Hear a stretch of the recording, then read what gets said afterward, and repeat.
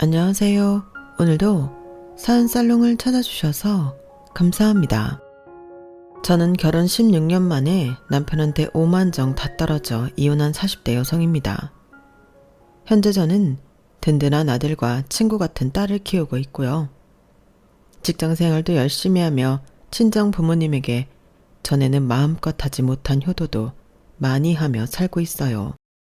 사실 제가 반대하는 결혼을 하고 고생만 옴팡지게 한 뒤 친정으로 돌아온 불효녀거든요. 그러니 입이 10개라도 할 말이 없었는데 어쩌겠어요. 그때는 사랑에 눈이 멀어 부모님 말씀이 들리지 않았는걸요. 그리고 나중엔 아이들 보고 참고 살았는데 왜 참고 살았는지. 이혼한 지금은 그 참고 산 시간들이 너무 아까운 지경입니다. 그래도 한때는 능력 있는 남편이랑 산다는 약간의 자부심도 있었는데 그것도 다 부질없는 거였어요. 아니, 남편의 능력이란 것도 실상은 전부 거짓 허풍이었는데요. 그 인간은 정말 자기가 뭐라도 되는 것처럼 기세등등했죠. 정말 과거의 그 인간을 떠올리면 세상 무서운 것도 아쉬운 것도 없는 사람처럼 살았는데 그렇다고 그 인간이 처음부터 그랬던 건 아닙니다. 그랬다면 제가 아무리 아이들이 있다고 해도 15년이나 같이 살지 않았겠죠. 원래 나쁜 짓이라는 게 처음이 어렵고 그러다 시작되면 점점 간땡이가 붙기 마련이잖아요. 그 인간도 그랬어요. 물론 저는 그 사실을 몰랐고 여전히 제 남편이 능력이 좋은가 보다 생각했는데 그래서 맞벌이를 하는데도 약간 기가 죽어 지냈어요. 시부모님도 당신 아들이 돈을 잘 버니 그 기세가 대단하셨거든요. 참고로 남편은 그 집안의 장남이고 저도 장녀였는데요. 장남과 장녀이니만큼 저도 남편도 자기 집에 어느 정도는 신경을 쓰는 편이었어요. 거기에 저는 며느리이기도 했으니 시댁에도 신경을 써야만 했는데 사위였던 남편은 그게 아니었죠. 뭐 말로는 결혼 반대로 인한 상처가 남아있는 듯 장인 장모가 자기를 별로 안 좋게 생각하니 낯을 가린다고 생각했는데 나중엔 자기가 더 저희 친정을 멀리하려고 하더라고요. 그러니 사위 노릇커녕 친정에도 잘 가지 않았는데요. 아마도 말씀은 달리 하지 않으셨지만 저희 부모님도 그런 부분을 썩 마음에 들지 않으셨겠죠. 그래도 딸이 반대까지 무릅쓰고 데려온 사위니 미우나 고우나 우리 사위라고 저희 부모님은 남편을 챙겨주려 했는데요. 남편은 그런 저희 부모님 마음도 몰라주더라고요. 마치 결혼 전 반대했던 걸 좋은 명분으로 삼아 원래 자기 부모님은 나 안 좋아하잖아 라는 말을 입에 달고 살았는데 그에 반면 저는 맏며느리라고 자기 집 행사에는 자기는 바빠서 못 가도 저는 꼭 보내려고 안달이었어요. 솔직히 저도 가기 싫었죠. 시어머니랑 사이도 좋지 않았거든요. 참고로 시어머니와 시아버님은 사이가 굉장히 나쁘십니다. 그런데 두 분 다 헤어질 마음은 없고요. 그냥 지지고 볶고 서로 비난하고 헐뜯으며 사세요. 그러니 시어머니는 너는 무슨 복을 타고났기에 내 아들 같은 남자를 만났냐? 너는 참 복도 많다. 나는 우리 아들 같은 남편이랑 사는 게 평생 꿈이었어. 아, 나는 네가 제일 부럽다. 이렇게 저더러 서방복 있다고 돌려서 자기 아들 자랑을 하셨는데요. 저런 말을 들으면 아주 기가 찼죠. 결혼할 당시에는 제가 남편보다 돈을 훨씬 많이 모았고 또 잘 벌었거든요. 그러다 아이들 낳고 건설업을 하는 남편이 뒤늦게 빛을 보기 시작했는데 시어머니는 그때부터는 자기 아들이 대단하고 그런 자기 아들이랑 사는 제가 땡잡았다며 저런 말을 밥 먹듯이 하셨어요. 한마디로 자기 아들이 돈을 잘 버니 이제 와서 자기 아들이 아깝다는 거였죠. 그전에는 반찬도 자주 만들어주시고 주말이면 쉬라고 아이들도 봐주시는 시어머니셨는데 사람이 저렇게 한순간에 얼굴색을 싹 바꾸니 저도 실망감이 여간 큰 게 아니었어요. 아, 원래는 저런 사람이구나 라는 판단이 드니 저도 시어머니가 달리 보였는데요. 남편은 돈을 벌더니 자기 집에 극진한 효자가 되더라고요. 시댁에 조금만 문제가 생겨도 홍길동처럼 날아가 순식간에 문제를 해결하곤 했는데 그것뿐만이 아니었죠.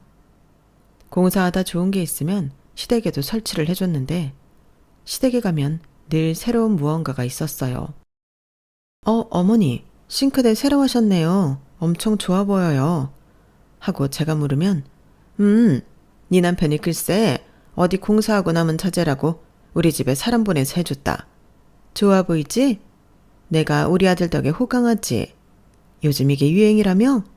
시어머니가 이렇게 대답했는데 솔직히 우리 집 싱크대도 있는데 시댁 먼저 저리 챙기니 기분 썩 좋진 않았어요. 그래서 남편한테 서운한 티를 내면요. 저를 아주 한심한 사람으로 몰아갔어요. 뭘 또 그래. 내가 다음엔 우리 집 싱크대 바꿔줄게. 엄마가 우리보다 살면 얼마나 더 살아? 좋은 거 있으면 우리 엄마 먼저지. 아니, 며느리가 그런 것도 이해 못해?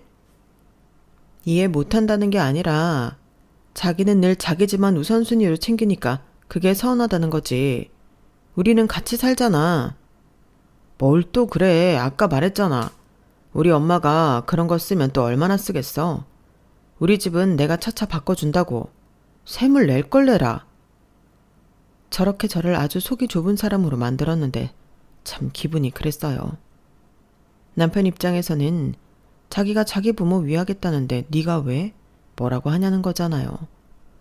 그래서 저도 치사해서 말을 하지 않으려고 했는데 이게 시간이 지나면서 점점 더 하더라고요.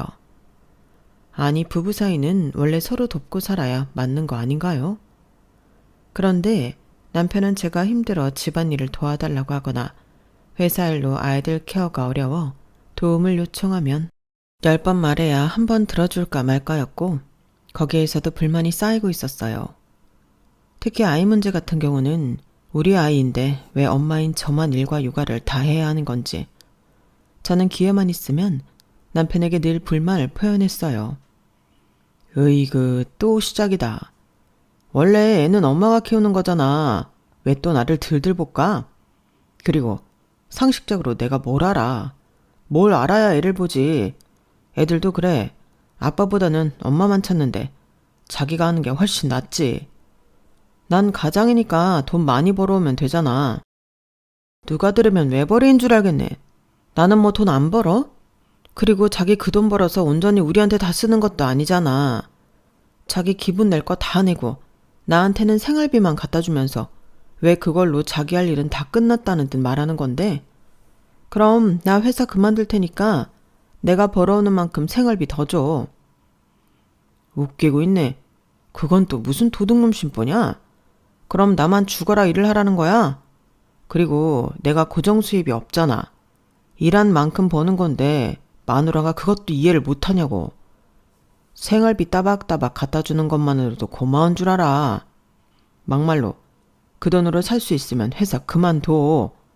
대신 돈 부족하다고 나한테 더 달라고 하지 마. 나는 자기가 일을 하든 안 하든 똑같이 줄 거니까. 이렇게 남편은 말끝마다 사람 기분 나쁘게 하는데 뭐가 있었는데 결혼하고 10년이 넘어가니 점점 더 하더라고요. 그러니 애들도 아빠보다는 엄마인 저를 따랐고 아빠가 집에 있으면 불편해했는데 그럼 또 남편은 그걸 가지고 서운해하더군요.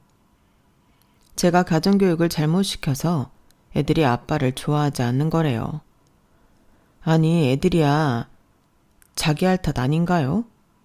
자기가 잘했다면 애들도 아빠를 잘 따랐겠죠. 그런데 자기는 쥐뿔 아무것도 안 했으면서 애들이 자기를 좋아해야 한다고 생각하다니 이건 도대체 무슨 심보죠? 그리고 남편이 말끝마다 제 기분을 해치고 밥맛 떨어지게 했기 때문에 저도 어지간한 일이 아니고서는 부탁할 생각도 없이 제 손으로 처리했는데요. 그러다 결혼 16년 차가 되었을 때 제가 혼자 해결하기엔 다소 벅찬 일이 생겨났어요. 바로 저희 친정집 수리 문제였는데요. 저희 친정이 오래된 주택에 살고 있었거든요. 그 집으로 말할 것 같으면 제가 태어나기도 전부터 있던 집으로 저희 할머니 때부터 쭉 살던 집이었는데 저도 제 남동생도 그 집에서 태어났어요. 그래서 시간이 지나면서 여기저기 하자가 참 많았고 그래도 그때마다 수리해서 사셨는데 이번에는 아주 골치 아픈 누수 문제가 터졌다며 친정엄마가 난감해하셨어요. 사위가 건설업을 하고 있으니 바로 도와달라고 하실 만도 한데 사위가 처가를 불편해한다는 걸 아니 저희 부모님이 직접 수소문해서 업자를 불러 몇 차례 고치려 해봤다고 하더라고요. 그런데 무슨 일인지 원인을 잡지 못했고 아무것도 해결되지 않았음에도 누수 탐지 비용이라며 돈만 수십만 원을 날렸다 했는데 더는 안 될 것 같다며 저한테 SOS를 치셨어요. 말이 저한테지 저를 통해서 사위의 도움을 받고 싶으신 건데 설마 했지만 남편의 반응은 아주 시큰둥했어요.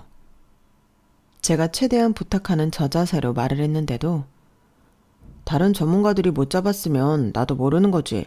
내가 간다고 뭐 뾰족한 수가 있어. 이딴 식으로 얘기하는데 너무 성의가 없으니까 서운한 게 아니라 화가 나더라고요. 같은 말이라도 조심해서 할 수 있는 건데 다른 집도 아니고 처가 문제에 저리 남보다도 못한 말을 하다니 이건 우리 부모를 무시한다고 생각할 수밖에 없었죠. 아니 무슨 반응이 이래? 지금 남의 집 얘기야? 우리 엄마 아빠 지금 그 누수 때문에 힘들어 한다고. 그래도 자기는 일반인보다 잘 알 거잖아. 알긴 뭘 알아, 똑같지. 그리고 다른 업자 불러보시라고 해. 이미 업체 3군데나 불렀다니까. 올 때마다 누수 탐지인지 뭔지 그거 하고 원인도 못 찾고 돈만 날렸대. 집이 오래돼서 못 찾는다고만 했다는데 답답하지. 당장 집을 이사 갈 수 있는 것도 아닌데. 그럼 나도 가서 못 찾겠지. 이참에 방수랑 배관이랑 다 뜯고 새로 하시라 그래. 근데 그거 돈 장난 아니다. 누가 그걸 몰라? 그래서 자기한테 도와달라고 하는 거잖아. 시댁에 이런 일 있었어 봐. 자기가 벌써 발벗고 나섰을 거잖아. 그야 내 부모니까 그렇지. 자기네도 처남 있잖아. 왜 자기가 나서서 그래? 걔는 평범한 회사원인데 뭘 알아. 자기 정말 이럴 거야? 바빠서 그래. 그리고 나는 뭐 땅 파서 장사하냐? 돈이 한두 푼 드냐고. 요즘 사람 하나 불러서 일 시키면 돈이 얼마나 나가는지 알아? 막말로 그 돈 나 줄 거냐고. 뭐라고? 저는 남편의 말에 어이도 없고 기분이 너무 나빴어요. 남도 이렇게 하진 않을 것 같았는데 사위라는 사람이 어떻게 처가에 저럴 수 있나 마음이 상할 수밖에 없었죠. 그리고 그날 이후 저는 남편을 투명인간 취급하며 상종하지 않았는데요. 남편은 별것도 아닌 일로 제가 삐져서 자기를 피곤하게 한다고 불만을 늘어놓더라고요. 아니 저런 상황에 기분 나쁘지 않을 여자가 세상 천지 어딨나요? 결혼 전에는 그렇게 저랑 결혼 못하면 큰일 나는 사람처럼 주접을 떨더니 이래서 결혼 전 남자가 하는 말은 믿지 말라고 하는 건가 봐요. 결혼만 해주면 제 손에 물 한 방울 묻히지 않고 처가에도 큰아들처럼 충성하고 살겠다던 남편이었는데 그걸 믿은 제가 바보였죠. 결국 그날의 사건으로 저는 남편한테 단단히 뿔이 났는데요. 그렇다고 단순히 그 일로 남편과 이혼해야겠다고 마음먹은 건 아니었어요. 이혼은 그 다음날 시댁에 다녀온 이후였죠. 글쎄 시댁에 함께 저녁 식사를 하러 방문한 날 저는 제 눈을 의심할 수밖에 없었어요. 바쁘고 돈 타령하던 남편이 글쎄 시댁에 가전제품을 전부 다 S전자 최신 제품으로 바꿔드린 거 있죠. 저는 정말 아무것도 몰랐는데 시어머니는 좋아서 자랑하기 바쁘셨어요. 자기가 아들 하나를 잘 낳아서 이런 호강을 받고 산다며 제 속을 긁으셨는데 아무리 화를 누리려고 해도 그게 잘 되지 않았어요. 덕분에 그날 식사는 입으로 들어가는지 코로 들어가는지 모르게 급기야 체하기까지 했는데 그날 남편하고도 대판했어요. 아니 어떻게 치사하게 사람이 그래? 우리 친정 수리하는 데는 돈 많이 든다고 사람 빈정상하게 하더니 시댁은 가전제품 싹 다 바꿔드렸더라? 아 그거? 아는 사람 통해서 싸게 했어. 엄마가 냉장고에서 자꾸 소리 난다고 하는데 8년이나 썼잖아. 그래서 겸사겸사 다 바꿔드렸지. 우리 엄마도 최신 제품 좀 써봐야지. 우리 집 냉장고도 8년 됐거든? 그 냉장고 우리 냉장고 바꾸면서 따라 바꾸고 싶다고 같이 바꿔드렸잖아. 그럼 우리 집 가전제품도 바꿔줘야지. 별, 자기는 이럴 때 보면 사람이 참 속물이야. 그래, 알았어. 지금 당장은 힘들고 나중에 봐서 바꿔줄게. 샘낼 게 없어서 시댁 가전제품 바꿔준 걸 샘을 내냐? 몇 살이야? 나 참 기가 막혀서 내가 지금 그것 때문에 이러는 것 같아? 내가 우리 친정 수리 좀 도와달라고 할 때는 돈 없다고 하더니 자기 집에는 펑펑 쓰니까 그렇잖아. 뭘 또 펑펑 썼다고 그래. 하물며 내가 내 부모 챙기지 네 부모 챙기겠냐? 억울하면 자기가 자기 돈으로 친정에 해드려. 뭐? 진짜 더럽고 치사해서 말하기도 싫다. 알겠어. 니네 집 우리 집 선 긋자는 거지? 그래, 나도 좋아. 저는 그날 마음이 단단히 상했어요. 남편이 저렇게 말하는데 10년 넘게 아이 낳고 같이 산 시간이 무의미하게 느껴지더라고요. 그야말로 오만 정이 떨어진 건데 네가 하면 나도 한다. 그런 생각이 들었죠. 자기가 사위 노릇 안 하겠다고 하는데 저도 며느리 노릇 굳이 할 필요 없잖아요. 이에는 이, 눈에는 눈. 저는 이왕이면 똑같이 해야 한다고 생각했어요. 그렇게 결과적으로는 그런 유치한 기싸움이 이혼으로 번지게 되었는데 뭐 저런 인성 자체가 글러먹은 인간인데 시어머니처럼 저도 이혼 못하고 저 인간이랑 늙어지도록 지지고 볶고 살 필요가 없다고 생각했어요. 하지만 남편은 그렇게 생각하지 않았던 모양이었죠. 아무래도 자기 엄마는 참고 살았으니 저도 그럴 거라고 생각했나 봐요. 그런데 제가 미쳤나요? 15년을 살았는데 콩깍지가 벗겨져도 진작에 벗겨졌고 아무리 능력이 좋아서 돈을 많이 번다고 해도 저희 가족이나 친정에는 그렇게 짜게 굴 수가 없었는데 애들도 다 큰 마당에 빌미가 생기면 이혼할 수도 있다고 생각하며 살았어요. 물론 이혼하려고 벼르고 산 건 아니었지만 굳이 시어머니처럼 살 마음은 없었죠. 그래서 저희 친정집 누수권으로 싸우게 되면서 저는 여차하면 정말 이혼할 수도 있겠다 하는 생각을 갖게 되었는데요. 그래서 더는 남편한테 친정집 문제로 아쉬운 소리는 않기로 했어요. 그렇기 때문에 제가 열심히 인터넷을 뒤져서 누수 전문 업체를 수배했고 문제를 찾지 못하면 아예 그냥 배관공사와 방수를 다시 하기로 계약을 진행했는데 다행히 제가 이번에는 제대로 된 전문가를 찾긴 했는지 하루 종일 탐지한 결과 누수를 찾게 되었죠. 전문가는 정말 전문가더라고요. 그리고 그 비용은 제가 부담했는데 친정 부모님이 미안하다며 그 돈을 괜찮다고 하는데도 굳이 제 통장에 입금해 주셨어요. 그리고 남편과 냉전인 상태로 한 달 가까이 되어갈 즈음 시댁 제사가 일주일 앞으로 다가왔고 제가 그 제사에 가지 않을 것이니 그제야 남편이 먼저 저희 친정에 대해 묻더라고요. 자기가 필요한 것 같으니 제 기분을 살살 풀어보겠다 이거였죠. 그나저나 처갓집 누수 문제는 어떻게 됐어? 설마 아직도야?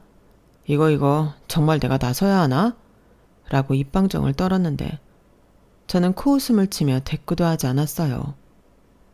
대신 이번 기회로 당신이 나한테 어떤 사람인지 알았다고 이혼하자고 준비한 말을 뱉었는데요.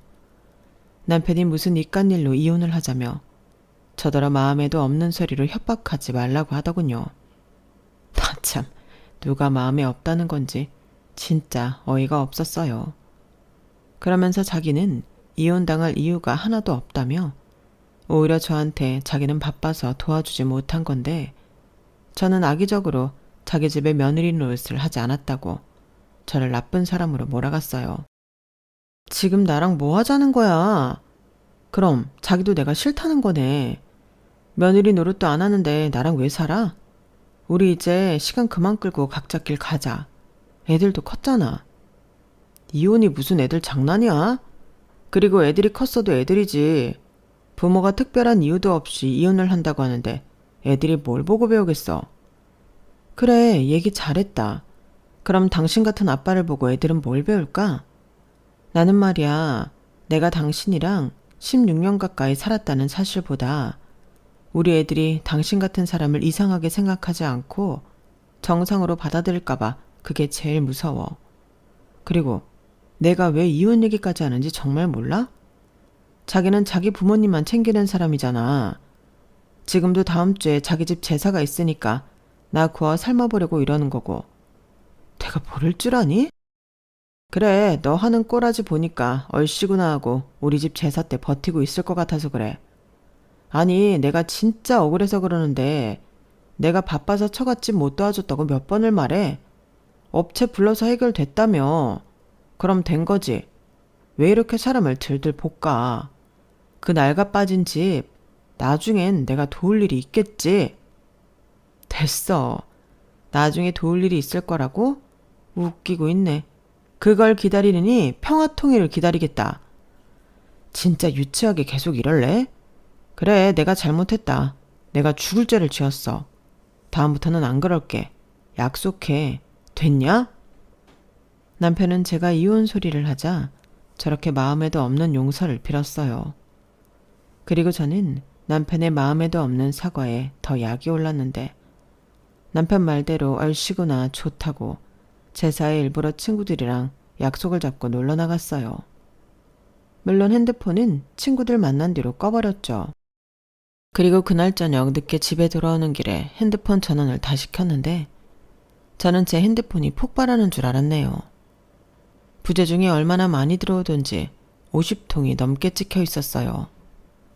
그리고 그 주인공은 시어머니셨는데 문자도 정말 읽는 게 힘들 정도로 살벌하더라고요. 자기 아들이랑 호의호식하면서 자기한테 어떻게 그럴 수 있냐고, 제가 없어서 자기가 제사 음식하느라 응급실에 실려가기 일보 직전이었다고 했는데요. 그 문자를 보니 고소하기도 하고 지난 무수히 많은 제사가 떠올라 화가 나기도 했어요. 저희 시어머니는 당신 아들이 돈을 잘 번다고 생각한 이후 제사 음식은 전부 저한테 시키셨거든요. 그 정도는 하고 살아야 공평하지 않겠냐며 자기는 정말 쉬운 일만 골라 하셨죠. 그리고 제가 제사 준비를 힘들어하는 티라도 낼라 치면 이깟게 뭐가 힘들다고 앓는 소리를 해. 나 때는 제사 준비도 꼬박 일주일 넘게 했어. 이렇게 제 입을 막으셨는데 이혼하면 저딴 집구석 행사에도 자유라고 생각하니 하루라도 더 빨리 이혼하고 싶어지더군요. 그래서 사실 더 막 나간 것도 있었어요. 그런데 시어머니는 제 기분도 풀어줄 겸 난데없이 가족여행을 가자고 남편한테 말을 했다는데요. 야, 우리 엄마 같은 시어머니가 어디냐? 자기는 정말 복받은 줄 알아. 제사도 안 온 며느리 뭐가 이쁘다고. 그러게, 뭐가 이쁘다고 나를 데리고 여행을 가자고 하시겠어? 나는 핑계고 당신이 가고 싶어서 그러시는 거야. 자기는 자기 엄마를 그렇게 모르니? 그리고 미리 말하겠는데 나 그 여행 안 가. 그게 여행이니? 시발들러 가는 거지? 진짜 너는 왜 그렇게 사람이 꼬였냐? 왜 말을 그렇게 해? 왜긴 오만정 떨어져서 이제 그만 살고 싶다고. 그렇게 대단하게 아까운 아들 어머님한테 돌려드리고 싶다니까? 자기도 그래.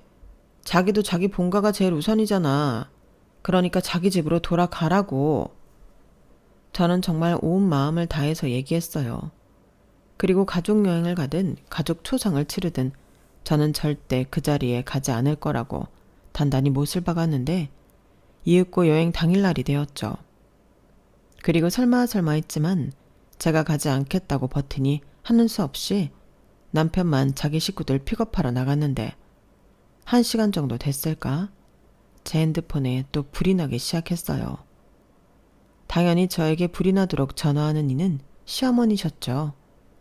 자기가 제사도 봐줬는데 가족여행까지 파투를 냈으니 모르긴 몰라도 단단히 뿔이 나셨을 거예요. 그리고 전화를 끄려고 하는 찰나 핸드폰이 또 울리는 바람에 원치 않는 통화가 연결되었는데요. 저는 시어머니가 무슨 쇼미더머니 래퍼인 줄 알았어요. 어찌나 숨도 쉬지 않고 말씀을 잘 하시는지 감탄이 절로 나왔어요. 그리고 이윽고 말씀이 끝나셨는지 너 내 말 듣고 있니? 왜 대답이 없어? 라고 하셨는데 마침내 제 순서가 왔으니 저도 할 말은 해야겠다고 생각했어요.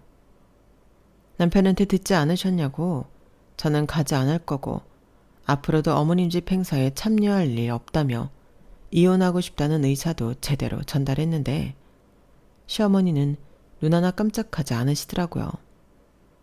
이미 당신 아들한테 다 들었다면서 정말 그 아들의 그 엄마라고 저더러 까불지 말라고 하셨어요. 그런 이유로 이혼했으면 당신은 100번도 했을 거라며 기회 줄 때 못 이기는 척 튀어오라고 하셨는데요. 어머니, 저 장난하는 거 아니에요. 진심이라고요. 그래, 매 순간 진심이지. 내가 그 마음 왜 모르겠니? 그리고 우리 아들도 충분히 반성하는 눈치던데 네가 좀 봐줘야 하지 않겠니? 다른 것도 아니고 일 때문에 바빠서 본의 아니게 그런 거라는데 네가 네 남편을 이해해줘야지. 싫어요. 그리고 저는 그 말도 안 믿거든요. 죄송하지만 제 마음 바뀌지 않을 거니까 저 빼고 재미난 여행 하고 오세요. 오히려 제가 가면 더 분위기만 이상해져요. 예, 네가 안 오는데 어떻게 재미난 여행을 해? 원래 부부싸움은 백해무익한 거다. 그러지 말고 아직 출발 안 했으니까 애들 데리고 택시 타고 후딱 넘어와라. 지금은 둘 다 혈기왕성하고 돈도 아쉽지 않으니까 그런데 야, 늙으면 의지할 사람은 옆에 있는 배우자밖에 없는 거다. 야요? 어머니, 지금 저한테 야라고 하셨어요? 어머, 그랬니? 에이, 내가 언제? 네가 잘못 들은 거야. 아니요, 저는 안 갈 거예요. 애들한테도 진작에 물어봤는데 싫다고 했어요. 애들도 엄마만 고생하는데 그거 보고 싶지 않다고 하더라고요. 뭐야? 너는 애들한테 무슨 말을 한 거니? 누가 들으면 내가 일부러 너만 고생시키는 줄 알겠다. 맞잖아요. 제가 뭐 틀린 말 했어요? 저도 더는 바보처럼 저 도리하면서 살지 않을 거예요. 저도 직장 다니는데 저라고 바쁜 날이 없겠어요?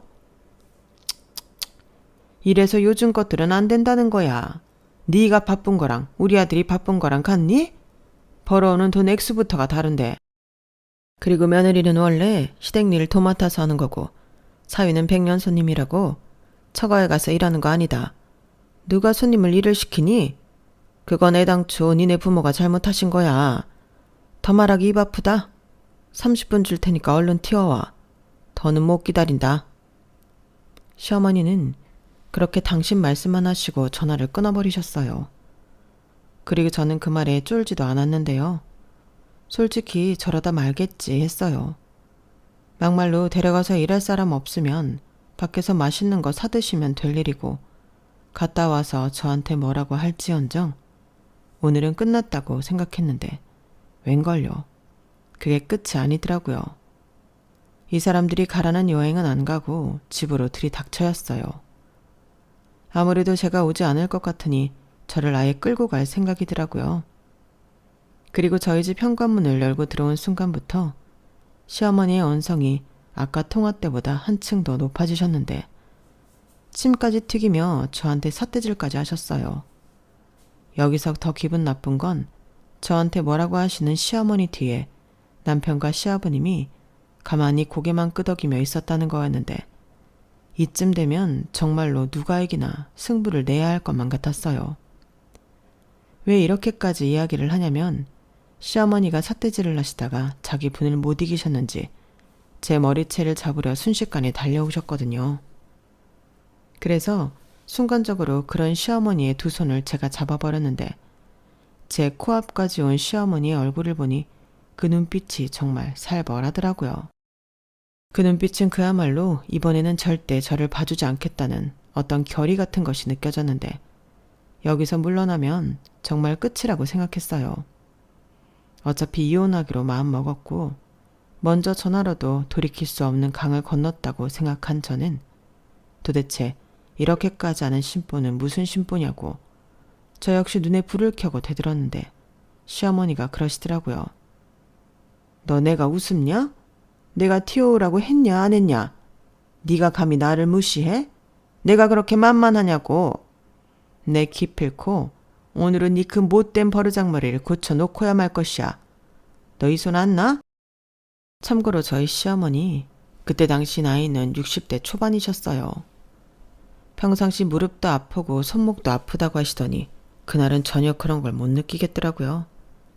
심지어 훨씬 젊은 저보다도 힘이 장사셨는데 제가 힘으로 밀리는 것 같으니 남편이 웃음을 참지 못하는 듯 피식피식 거리더라고요.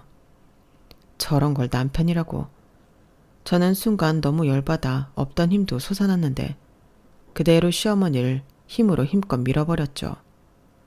그러자 시어머니가 뒤로 넘어가셨는데 그제야 남편이 뛰어와 시어머니 상태를 살폈어요. 그리고 죽일 듯 저에게 지금 이게 무슨 짓이야? 이러다 우리 엄마 다치면 어쩌려고 그래? 라고 소리를 질렀는데 저도 똑같이 목소리를 높여 말했어요. 그러게 왜 여길 모시고 와? 그냥 여행 가면 되잖아. 왜 이렇게까지 하는 건데? 라고 했더니 그제야 시어머니는 자기 죽는다며 앓는 소리를 하기 시작하셨어요. 둘이 싸웠으면 둘이 해결해야지 왜 자기한테까지 피해를 주냐며 명령기를 펼치셨는데 입은 삐뚤어졌어도 말은 바로 해야죠. 피해를 자기가 일부러 받고 계셨잖아요. 네가 오늘 우리 여행 못 간 것까지 전부 손해배상해. 그리고 나 밀친 것까지 병원비도 내놔라. 달려든 건 어머님이셨어요. 저는 정당방이라고요. 그리고 제가 여기로 오시라고 했어요? 왜 제가 손해배상을 해요? 보아하니 저 없이 여행 가서 고생하실 것 같으니까 지금 억지 부리시는 거잖아요. 아니, 어머니 아들 있는데 왜 저한테 그러세요? 내 아들은 힘들잖아. 밖에서 힘들게 일하는데 이런 날은 쉬어야지. 그리고 어차피 가는 동안도 우리 아들이 운전하는데 이게 여행이니? 그럼 적어도 가서는 쉬게 해줘야 할 거 아니야. 그럼 어머님이 하시면 되겠네요. 어차피 이 여행도 어머님이 가고 싶어서 저 판 거 아니에요? 뭐가 어쩌고 저째? 저게 아주 이혼 소리 하더니 눈에 뵈는 게 없네. 야, 너 이혼이 그렇게 네 마음처럼 될 줄 알아? 내 아들이 사고 친 게 없는데 법이 네 편을 들어줄 것 같냐고. 다른 사람도 아니고 시댁가족 수발 두는 게 뭐가 어렵다고? 그럼 너 대신 네 딸이라도 데려갈 테니 세영이 나오라고 그래. 뭐라고요? 어머니 미치셨어요? 아니 어떻게 그런 말씀을 하세요? 세영이 어머니 손녀예요. 어떻게 며느리 대신 손녀를 부려먹겠다고 하세요? 할머니가 그게 손녀한테 할 소리세요? 당신 지금 뭐라 그랬어? 우리 엄마한테 미쳤냐고 그랬냐? 저게 정말 제정신이 아니네. 그러게 내가 진작에 좋게 말할 때 넘어갔으면 됐잖아. 왜 일을 점점 크게 만들어? 당신이 그러니까 애들도 똑같이 하잖아. 지 아빠 우습게 알고 할머니 할아버지 싫어하고. 그게 왜 내 탓이야. 애들이 그렇게 느끼는 건데. 그런 거 싫었으면 애들한테 좀 잘하지 그랬어. 뭐야? 됐다. 상대도 안 되는 너랑 무슨 얘기를 더 하겠니? 그래, 이혼해. 대신 애들은 못 주니까 그런 줄 알고. 서준이 세영이 이리 나와. 이제부터 우리는 할머니 할아버지 집에서 가서 산다. 대충 짐 싸서 10분 내로 나와. 남편은 갑자기 지들 방에서 떨고 있을 애들을 향해 소리쳤어요. 그 모습을 보는데 저도 눈이 돌더라고요.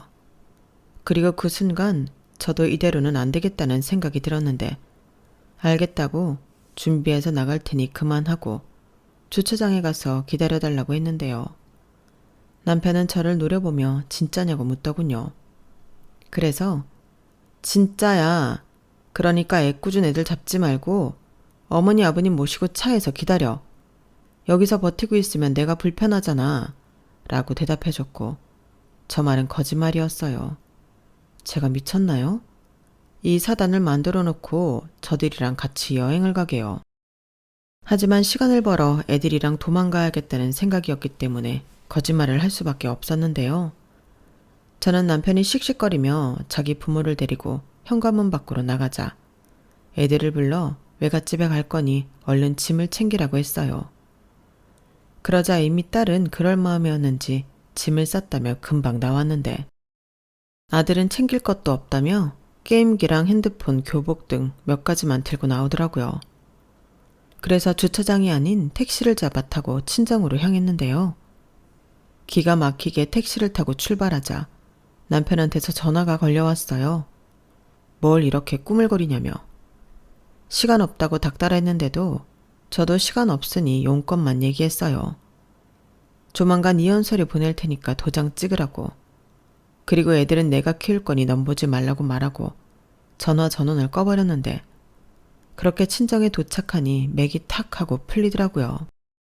게다가 제가 짐가방에 애들까지 전부 데리고 나타나자 친정 부모님도 많이 놀란 눈치였는데 이윽고 한숨을 쉬며 친정엄마가 아빠를 불러 제 짐가방을 들라고 하셨죠.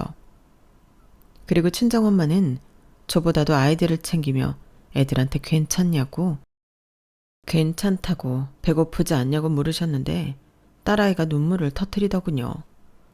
좀 전에 친할머니가 너무 무서웠다고 절대 돌아가지 않겠다고 했어요.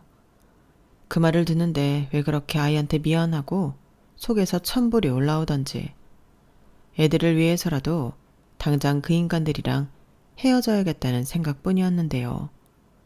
그날 저녁 여행을 정말 가지 않았는지 남편이 친정에 왔더군요. 그리고 이러는 법이 어딨냐며 저희 부모님이 계시는데도 저한테 화를 내기 시작했어요. 정말 제정신인 거야? 거짓말까지 하고 사람을 따돌려? 내가 오죽하면 그래. 그리고 눈 없어? 여기 우리 부모님 다 계셔. 당신이야말로 지금 뭐 하는 짓이야? 너는 우리 부모한테 함부로 해놓고 나더러는 예의를 갖춰라.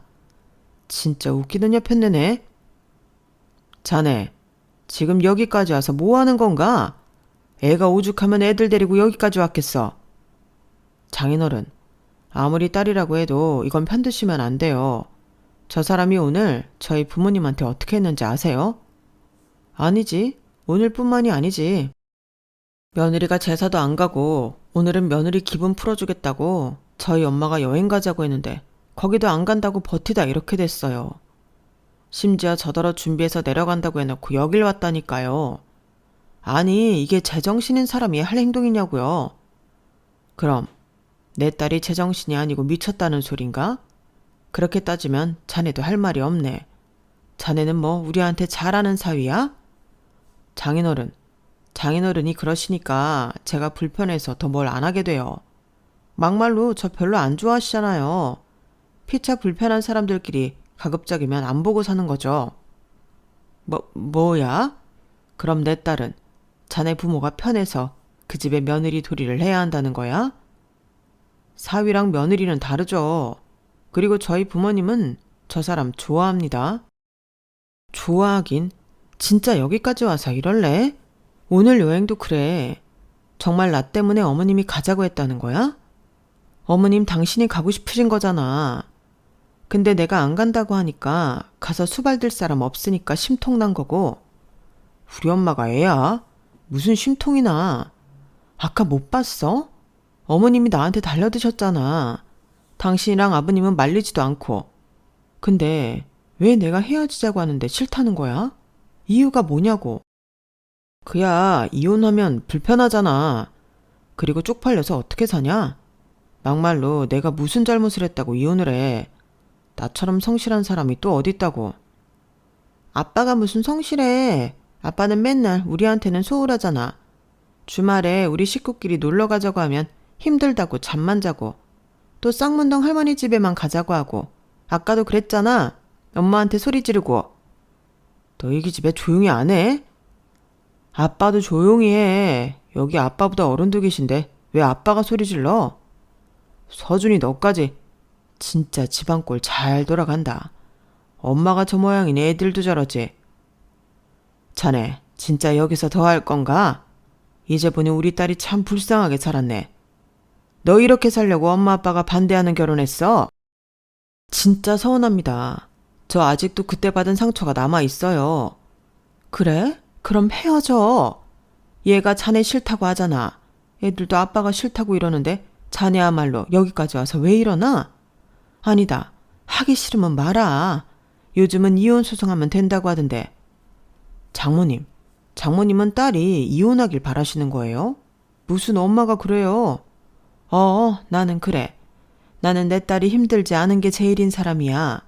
그래서 자네 반대한 거고. 나는 자네가 이럴 것 같았거든. 애들한테도 이게 뭐야? 이게 애들한테도 두고두고 상처인 거 모르나? 자네는 남편 자격도 없지만 부모 자격도 없어. 그날 저희 엄마는 엄청 단호하게 남편을 혼내셨어요. 그러자 이 인간이 그게 또 못마땅했는지 급기야 소송할 것도 없다며 나중에 후회나 하지 말라고 그냥 협의이혼하겠다고 마음을 바꿨어요. 더럽고 치사해서 이 집 사위 안 한다나요? 그 말이 어찌나 반갑던지. 저는 그 인간 마음 바뀔까봐 다음날 바로 법원에 가서 협의이혼 서류를 가져와 남편에게 보냈어요. 그리고 애들은 무조건 내가 키우겠다 못을 박았는데 전날 애들이 자기한테 뭐라고 한 것에도 빈정이 상했는지 지 엄마 닮은 애들은 필요 없다며 양육비도 아주 일시불로 줄 테니 애들 핑계로 연락하지 말라고 하더군요. 솔직히 제 입장에선 고마웠죠. 그리고 빠른 이혼을 위해 저도 위자료나 재산 분할에 있어서 큰 욕심을 부리지 않았는데요. 괜히 그걸로 시간 끌고 싶지 않았어요. 그런데 그 인간은 최종적으로 이혼 판결이 났을 때도 사람 속을 뒤집어 놓더라고요. 저희 친정이 오래된 주택이라고 했잖아요. 언제 무너져도 이상하지 않을 그 집에서 5이서 지질이 궁상으로 살아보라고 아주 악담을 했는데 저 인간 봐서라도 내가 우리 가족 잘 건사해야겠다고 다짐했어요. 그래서 이를 악물고 살았죠. 그리고 이혼 후 이제 지긋지긋한 사람들이랑 엮일 일 없으니 아침에 눈 뜰 때부터 행복 그 자체였는데 그냥 저절로 콧노래가 나오는 거 있죠. 비록 친정 부모님께는 죄송한 마음이 컸지만 저도 철이 덜 들었는지 친정 부모님과 다시 살게 되고 엄마가 해주는 저녁밥을 먹는 게 너무 행복했어요. 그리고 우리 아이들을 위해서라도 엄마의 선택이 잘못되지 않았다는 걸 꼭 보여주고 싶었는데 입사 초기 때처럼 눈에 불을 켜고 일을 했어요. 게다가 틈틈이 다른 업무 관련된 공부도 하기 시작했고 아무래도 제가 할 줄 아는 게 많아지면 더 많은 기회가 찾아올 거라고 생각했죠. 원래 제가 결혼 전에는 일 욕심이 많은 사람이기도 했거든요.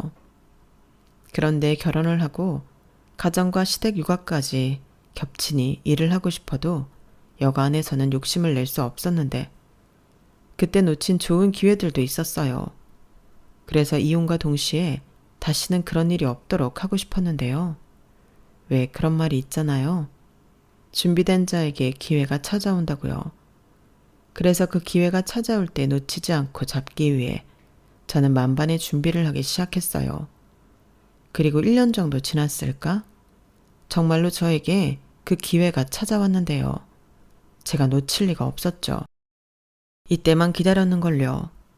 그리하여 그때 저는 거의 회사에 먹고 자는 사람처럼 프로젝트에 매달렸는데 그렇게 8개월 만에 프로젝트를 성황리에 마무리했어요.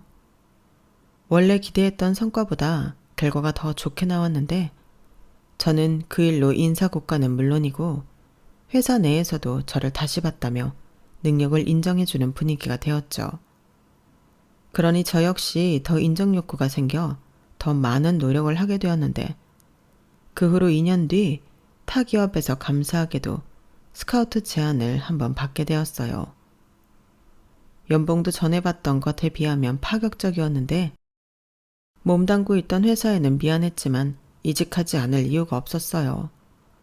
무엇보다 저는 그때 당시 목표가 하나 있었거든요. 아무래도 친정집이 오래되었기 때문에 괜찮은 아파트를 하나 장만해서 우리 가족 모두 이사를 했으면 했거든요. 그리고 5 식구가 살려면 평수도 제법 커야 된다는 생각에 돈에 대한 생각이 많을 때였는데 그래서 스카우트 제안이 반가웠죠.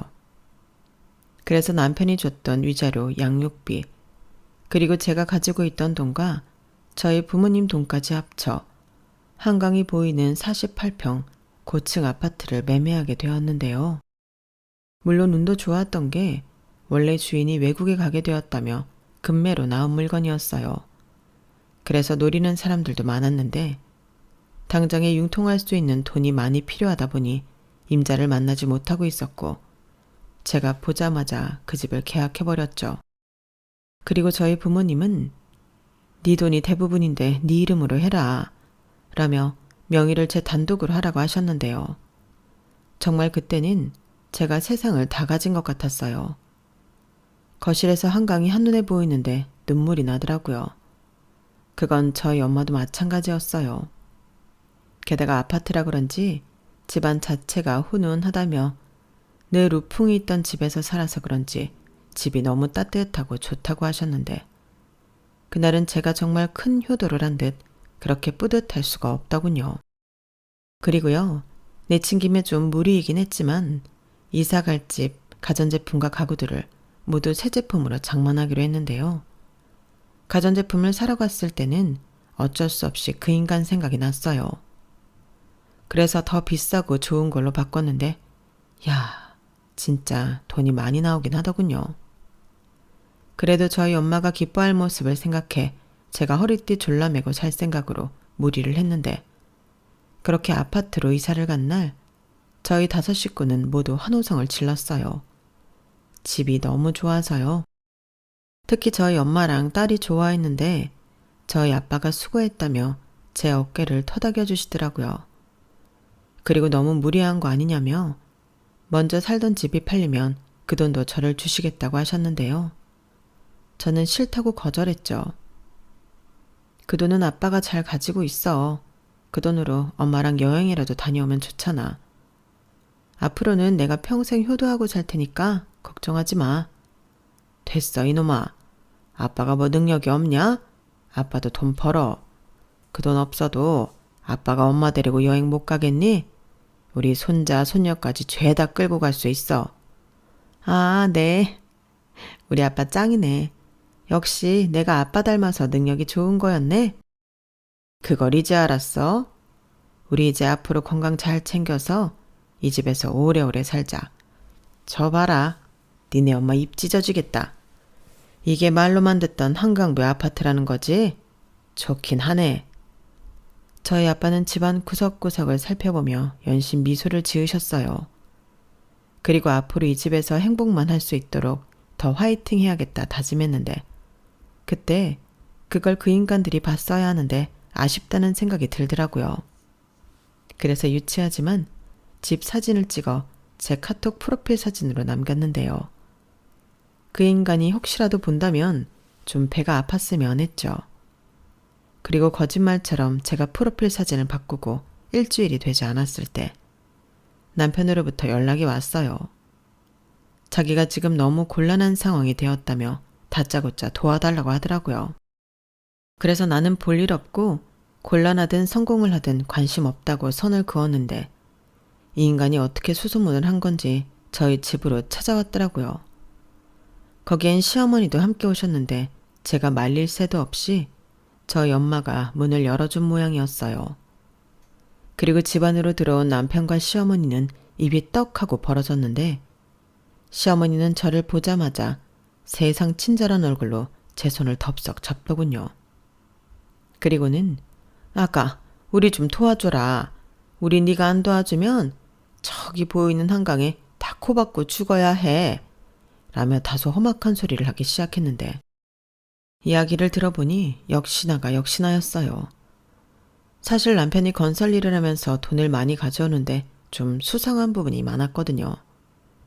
계약된 공사 건수가 많기도 했지만 한 공사에서 남기는 이윤이 제법 많은 것 같았는데 그건 남편의 씀씀이를 보면 알 수 있었어요.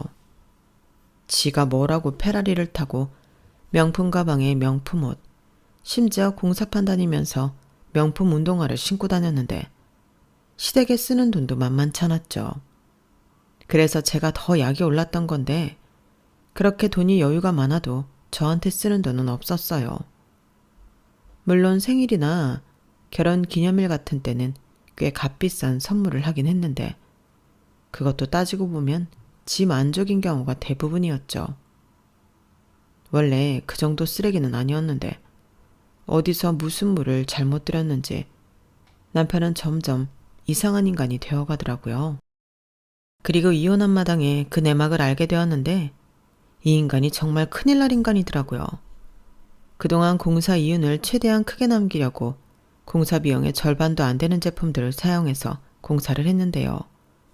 그걸 계약한 회사들이 알고 줄줄이 남편한테 소송을 걸었다고 했어요. 남편은 아마도 그걸 알 수 없을 거라고 생각한 모양이었는데 꼬리가 길면 밟히는 법이었죠. 여기저기서 하자가 터지는데 그걸 어떻게 영원히 숨기겠냐고요. 손바닥으로 하늘을 가리는 거죠. 그리하여 그 손해배상금이 장난이 아니라고 했는데 시어머니가 팔 수 있는 건 전부 다 팔았어도 세 발의 피라고 하셨어요. 그리고 이젠 더 이상 융통할 것이 없다고 하셨는데 제 프로필 사진을 보고 지푸라기라도 잡고 싶은 심정으로 오셨다고 하더군요. 그리고 남편 역시 급하긴 급했는지 그 잘난 자존심도 버리고 제 앞에서 무릎까지 꿇으며 사정을 했는데요. 정말 고소했어요. 여보, 서준이 엄마, 예정을 봐서라도 나 좀 도와줘. 나 이러다가 감옥 가게 생겼어. 감옥 갈 짓을 했으면 가야지. 아니, 네가 인간이니? 그러다 인명사고라도 나면 어쩌려고 그랬어? 뉴스에 나오려고? 아니, 그 정도는 아니야. 내가 아무리 간땡이가 부었어도 그 정도로 사고를 쳤겠어? 그냥 미미한데 공사 건수도 많고 이놈들이 내가 악질이라고 배상금을 크게 불렀다니까. 악질 맞지. 내가 경험한 당신은 악질 중에 악질이잖아. 여보, 정말 이럴 거야? 나 진짜 심각해. 우리 부모님 집까지 벌써 다 날렸다니까? 우리 사정 좀 봐주라. 자기 좋은 데 사네. 이런 집에 살 정도면 돈 좀 있는 거 아니야? 미안해서 어쩌지? 이 집 대출이야. 갖고 있는 건 전부 이 집 산다고 다 털어 넣었거든. 그럼 자기 이름으로 대출이라도 받아서 줘. 나 좀 살려달라고. 웃기고 있네. 우리 이혼했어. 까먹었어? 나도 가장이야. 전 남편 살리자고 내 식구들 사지에 뭐니?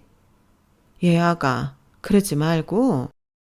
저기 사돈이야말로 그만하세요. 우리 애한테 자꾸 왜 그러세요? 제가 정말 옆에서 듣고 가만히 있으려니 못 참겠네요. 사돈도 그러는 거 아닙니다. 지금 남의 일이라는 건가요? 우리 손주 아빠라고요. 네, 잘 알죠. 그런데 제가 전에도 말했지만 아빠 자격이 없어요. 사돈은 아들 인성교육을 어떻게 시키셨길래 사람이 저럽니까? 저도 말은 안 했지만 맺힌 거 많아요.